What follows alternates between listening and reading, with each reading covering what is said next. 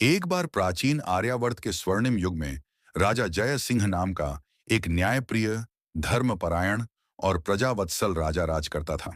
उसके राज्य में पशु पक्षी भी सुखी थे, पर राजा के हृदय में एक गहरा घाव था। 6 रानियों के होते हुए भी वह संतान सुख से वंचित था। यज्ञ, तप, दान सब करवाया, पर भाग्य अडिग रहा। एक दिन जंगल में शिकार का पीछा करते हुए राजा एक गुप्त झरने तक पहुंचता है, जहां उसकी भेंट एक रहस्यमयी युवती मोहिनी से होती है। उसकी मधुर वाणी, सादगी और पवित्रता से राजा विचलित हो जाता है। बाद में वह युवती के गांव जाता है और उसकी मां का निधन मिलता है। वहां राजा उसी मोहिनी से विवाह कर उसे राजलक्ष्मी नाम देता है, 7वीं रानी।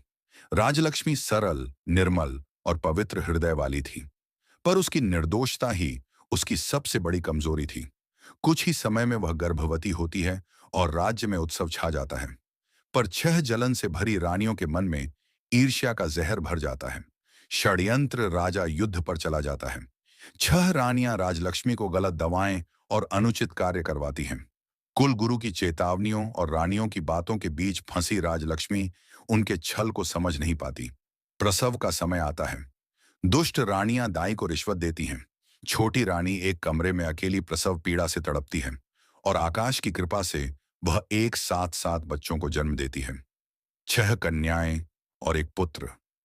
दुष्ट रानियां बच्चों को छीनकर दाई से जंगल में दफनवा देती हैं।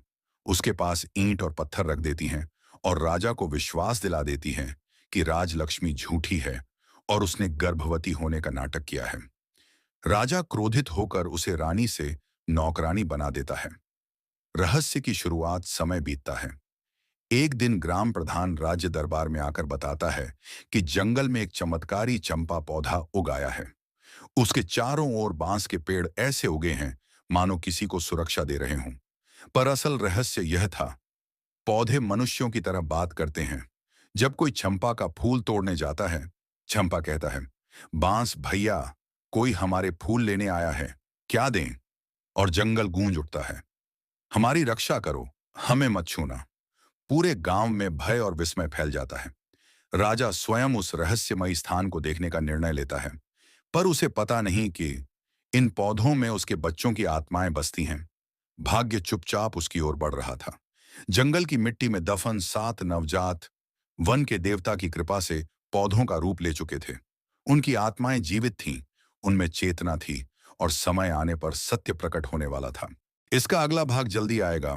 आपको कौन सा पाठ अच्छा लगा? कमेंट बॉक्स में बताएं। इसका प्रॉम्प्ट लिखो इंग्लिश में।